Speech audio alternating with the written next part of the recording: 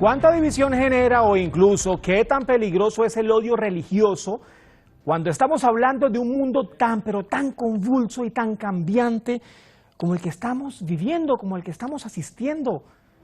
Y nos preguntamos eso porque la islamofobia ha ido en aumento y según la propia Organización de las Naciones Unidas ha llegado incluso a un nivel sin precedentes. Esto se traduce en algo nunca antes visto. Cuando hablamos de islamofobia nos referimos al odio hacia el Islam y todo lo que ello trae consigo, ¿no? Y curiosamente, un odio que ha incrementado desde que Israel mantiene la ejecución de la masacre contra los palestinos en la Franja de Gaza. Frente a ello, Naciones Unidas exige el nombramiento de un enviado especial para combatir la islamofobia, pero surgen más interrogantes. ¿Qué tan efectivo puede ser para combatir realmente la islamofobia?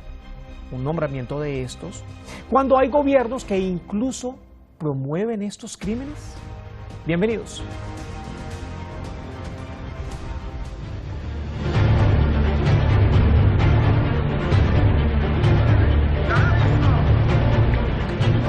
No es una agresión verdadera, es una simulación de lo que para esta pareja de suecos representa el mundo árabe, una representación basada en mentiras o completa desinformación producto del incremento de la islamofobia, no solo en Europa, sino en Occidente. Profanaciones y quemas del Corán han hecho enfurecer infinidad de veces al mundo árabe. Las protestas no solo han sido en países musulmanes. Por ello, precisamente, la Asamblea General de la ONU aprobó una resolución que exige a los estados implementar acciones para reducir la intolerancia hacia los musulmanes. Around the world, we see a rising tide of anti-Muslim hate and bigotry, and that can come in many forms: structural and systemic discrimination, socioeconomic exclusion, unequal immigration policies, unwarranted surveillance and profiling, restrictions in accessing citizenship, education, employment and justice. Con 115 votos a favor, la resolución exige el nombramiento de un enviado especial para combatir la islamofobia y además insta a los Estados miembros a tomar medidas decisivas contra la intolerancia religiosa. In such critical moment, it is important to ensure that the United Nations remain united against attempts to embrace Islamophobia and such measures as Muslim travel bans, burning Quran, and bans on hijab and Muslim symbols.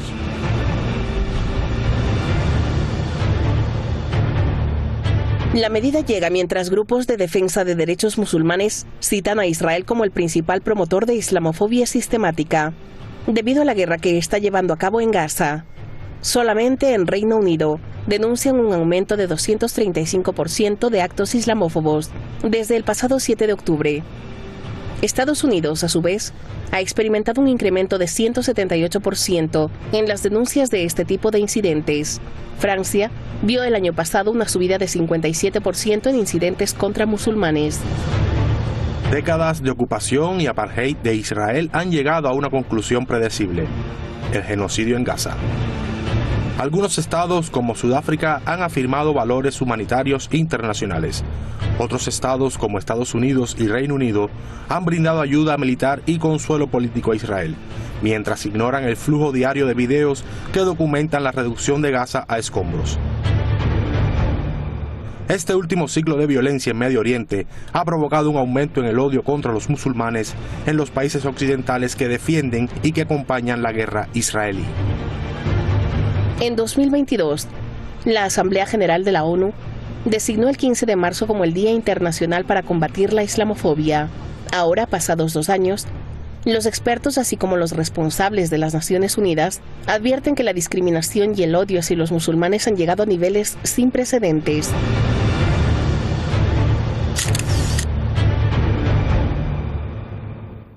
Y lo que sí queda claro es que también hay un claro rechazo a estos crímenes de odio, hay un claro rechazo a la islamofobia. Quedó en evidencia hace unos días en la Organización de las Naciones Unidas.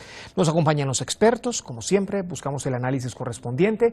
Me acompaña José Antonio Alcaide, es analista político, analista internacional, investigador, es articulista, es amigo de la casa, colaborador de diferentes medios internacionales, y vamos a tratar de buscarle una respuesta a todo este aumento de la islamofobia en Occidente. Está en Madrid. Esta noche también nos acompaña don Iñaki Gil de San Vicente. Es articulista, es escritor, es investigador, es analista político, también analista internacional. Conoce muy de cerca y muy de fondo todo lo que se teje en esos lazos europeos y que repercute desde luego en el planeta entero. Está en San Sebastián, en España. Señores, muy buenas tardes para ustedes, buenas noches desde Irán, bienvenidos. ¿Cómo están? ¿Cómo les va? Muy bien, gracias. Gracias. Hola, buenas noches. Gracias. Encantado. A ustedes como siempre, gracias. Gracias a los dos por acompañarnos, por atender a nuestro llamado y por ayudarnos a entender sobre todo, qué es lo que vamos a tratar de lograr ahora, entender todo esto que está ocurriendo, ¿no? Don Iñaki, quiero comenzar con usted. ¿Cómo es que esos ataques islamófobos llegan a niveles sin precedentes? ¿Cómo llegamos a este nivel? ¿Cómo llegamos a este panorama? ¿Cómo se permitió más bien que se llegara? Bueno, ¿cómo se permitió? Porque se quiso y porque se potenció y porque se está multiplicando. Eso es la respuesta inmediata y directa y lógica de la última parte de la pregunta, ¿no? ¿Cómo se llegó a esto? Porque estaba, como ya he dicho, planificado, ¿no? Pero hay que decir una cosa previa antes de todo lo demás, ¿no? La cultura occidental, pues prácticamente desde el siglo XVIII en adelante, es una cultura que ha ido avanzando en el chauvinismo, ha ido avanzando en la xenofobia para terminar en el racismo, ¿no? Y la bibliografía al respecto es aplastante. Todavía en el siglo XVI había verdadera admiración por China, mucha admiración por la cultura musulmana, etcétera, ¿no? Bien. Luego, ¿qué ha ocurrido? Ha ocurrido una cosa, y para centrarnos ya en la pregunta. La cultura musulmana representa dos cuestiones que Occidente teme fundamentalmente, ¿no? Por una parte, que esa cultura musulmana unifique, potencie, argumente y ponga un ejemplo práctico a los pueblos musulmanes de todo el mundo, no solamente a los pueblos árabes, ¿no? A los pueblos musulmanes, por qué tiene que resistirse al genocidio y a la política criminal lanzada desde el imperialismo occidental, ¿no? No se trata solamente de la cultura religiosa en cuanto tal, se trata también de la raigambre espacial, la raigambre cultural terrestre, la raigambre profunda que está en la simbología de los pueblos con respecto a su identidad religiosa, cultural, como estoy diciendo. Eso por una parte, ¿no? Y por otra parte, en el trasfondo de esto, y también es lo que Occidente en estos momentos necesita vitalmente, es quitar a las culturas, primero árabes del norte de África y de Medio Oriente, pero también a todas las culturas musulmanas, quitarles los productos, las riquezas materiales que tienen, ¿no? Aquí tendríamos que analizar, aparte de Medio Oriente y el norte de África y de otras partes de África, tendríamos que analizar muchas de las culturas musulmanas en Asia, por poner un ejemplo, ¿no?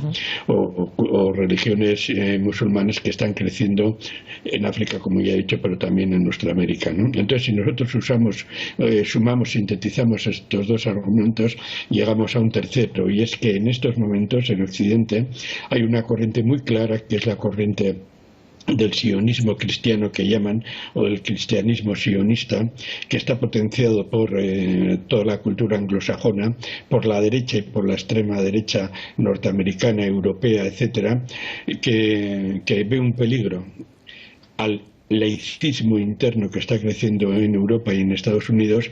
Ve también un riesgo, que es la pérdida de las culturas históricas y los referentes históricos internos, ¿no?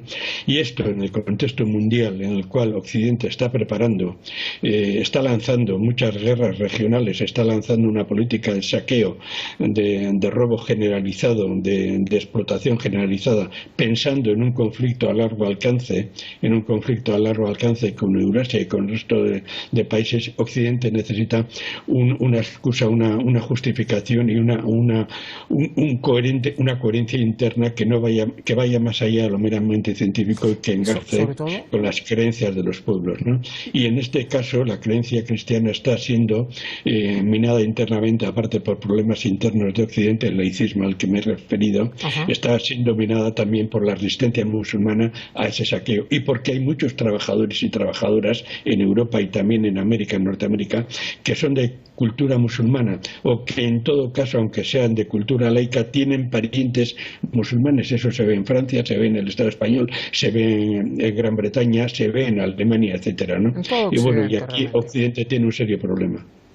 José Antonio, si sigue en aumento estos niveles de islamofobia, que repito, no tienen precedentes, nunca antes visto, entonces, ¿qué podría llegar a ocurrir a las puertas de que a qué nos estamos enfrentando?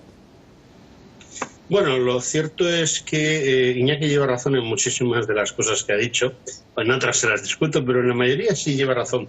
Está existiendo un verdadero problema internacional causado básicamente por el interés económico. Es decir, el interés económico de Wall Street, de quién está detrás de Wall Street, que es la cultura israelí en definitiva, la cultura judía, pues tiene verdaderamente, digamos, miedo, vamos a dejarlo en miedo, a la cultura islámica. El gran enemigo del Islam es desde luego Israel y es desde luego las creencias. Intentamos mantener comunicación con José Antonio Alcaide. José Antonio, ¿nos escucha? La actuación... Retomamos la idea. Israel está respaldado económicamente por Wall Street y para mantenerse en línea no le queda más remedio que actuar en la forma en que la está actuando, y es protegiendo a todos aquellos que quieren destruir la posible islamización.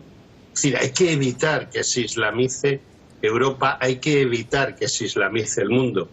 Y bueno, pues detrás de esa teoría que mantiene el pueblo de Israel, pues está indiscutiblemente la violencia. Y la violencia ya la estamos viendo en Gaza, pero la violencia la vemos en muchos sitios más.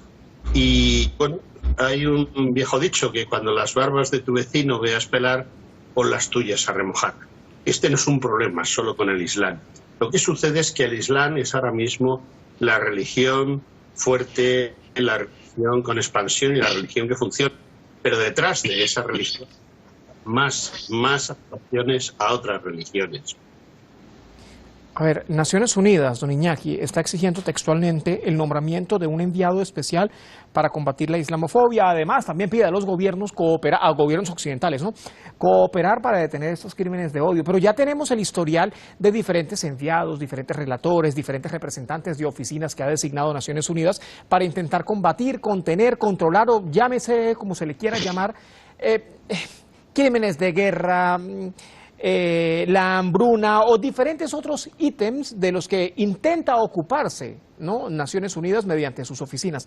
Entonces, honestamente, más allá de comunicados verbales y críticas que hacen estos diferentes relatores, estos diferentes veedores, estos diferentes designados por la Organización de las Naciones Unidas, ¿es una vía realista, Iñaki, para tratar de contener la islamofobia? No es una vía realista. Bueno, podría ser tener algo de razón y algo de parte, pero es poca comparado con la magnitud del problema, ¿no? Y aparte de eso, es una vía interesada ante todo y fundamentalmente por el desprestigio que ya tiene las Naciones Unidas, la caída en picado de sus recursos políticos nunca los ha tenido, excepto los recursos militares que le dan a algunos países y sobre todo la presión de Occidente, ¿no? Pero recursos económicos y sobre todo también la necesidad de mantener una burocracia que tiene dentro, alguna de la cual hace algún buen papel en el mundo. Bien, aparte de esto, la ONU, las Naciones Unidas se encuentran, si ya tiene esta dificultad, ya tiene este desprestigio, se encuentra en una situación crítica, ¿no?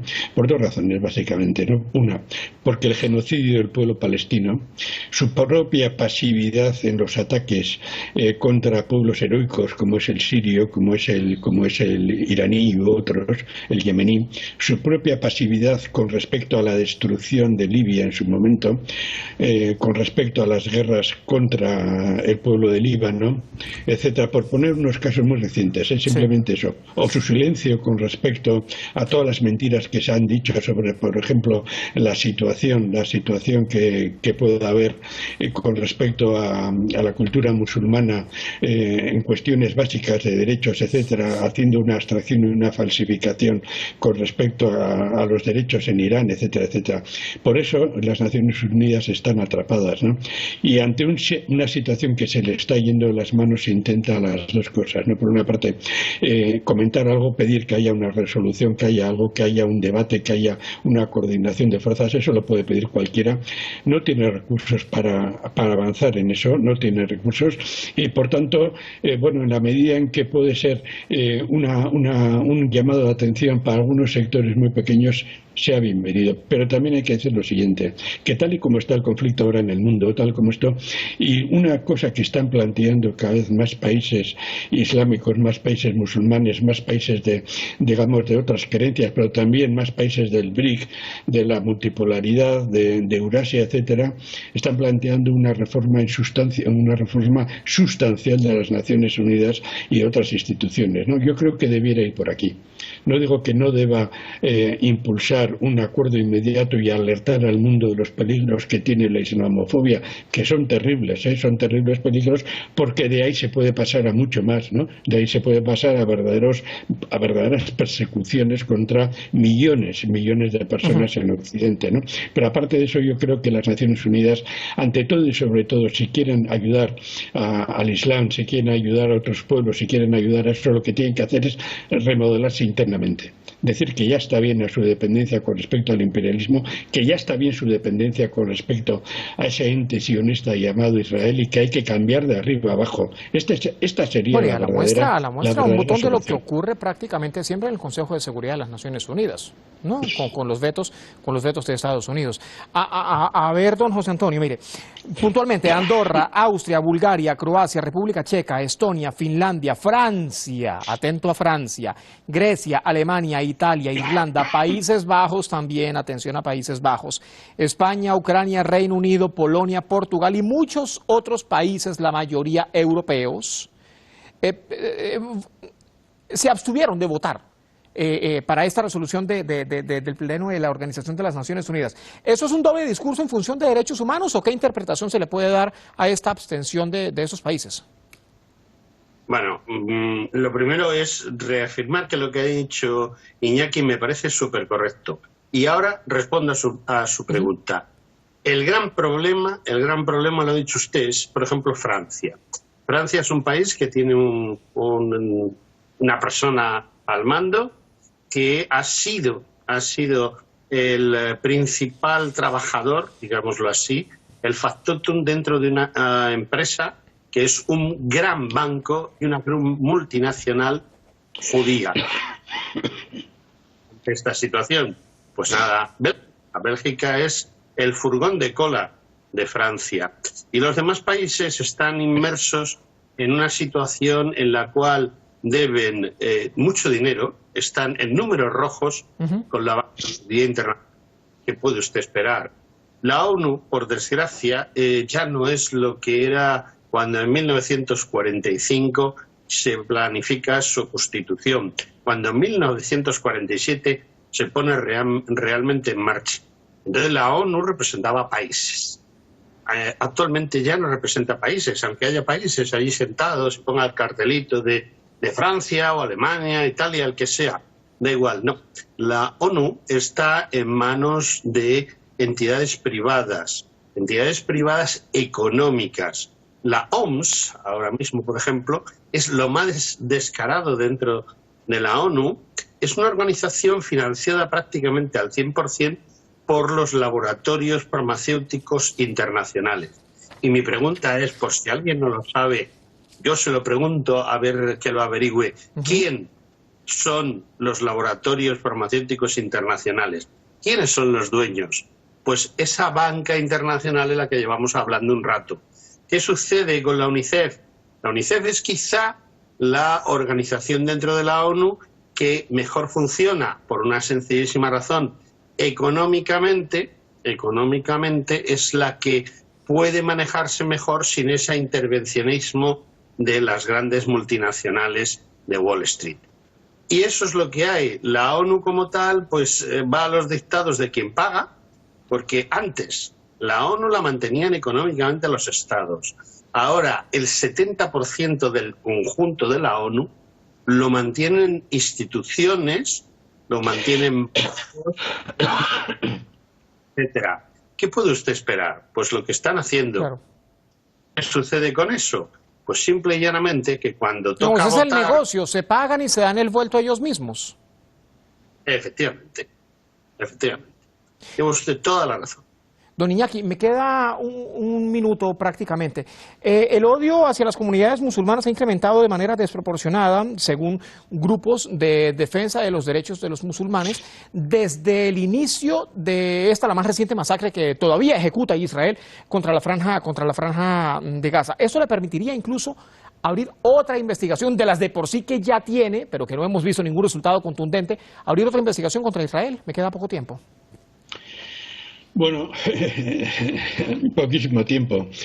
ONU no va a hacer eso, la ONU no va a hacer, no va a movilizar los poquísimos recursos que tiene. Está atada por deudas, como ha dicho el compañero, no está atada a toda la estructura de dominación, ¿no? Entonces no va a plantear eso. La ONU por el tiempo que nos quede sintetizando, la ONU lo que tiene que hacer es junto a luchar con los recursos que tiene a favor del pueblo musulmán y de todos los pueblos, junto con eso tiene que autoinmolarse y tiene que empezar un proceso interno de decir claramente la verdad de que no puede cumplir los objetivos de su fundación si sigue atada al dólar, si sigue atada al euro y a las grandes transnacionales, ¿no? Y a partir de ahí esa autoinmolación tiene que dar paso simultáneamente, tiene que ir apoyada por una reflexión de todos los pueblos del mundo. Lo estamos viendo en muchos sitios. Ahora en estos momentos Occidente está aislado, el 18%, menos del 18% de la población, ese 1% que domina Occidente, está aislado primero frente al 80-82% de la población. Segundo, está en proceso de aislamiento creciente con respecto a sus propios pueblos en sus estados, y no tenemos tiempo ahora de ver por qué está sucediendo. Sí. Bueno, entonces lo que tiene que hacer la ONU es de una vez saber que su tiempo ha pasado y que debe dar paso a instituciones que realmente representen la rica complejidad cultural, social, histórica de la humanidad y las para llegar a una forma de relaciones justas. De los pueblos. Don José Antonio, lo mismo, me queda poquitico tiempo. Y si estuviésemos hablando de otra religión, si pasara con otra religión, ¿ahí se actuaría la justicia o tampoco? Depende. Veamos, es un problema quizá de todos los países no son iguales, ni todos los continentes son iguales, ni todas las religiones son iguales. Está muy en relación con la relación directa, y valga la redundancia, entre la religión hebraica y la religión que fuese. La religión hebraica tiene perspectivas muy diversas sobre las otras religiones.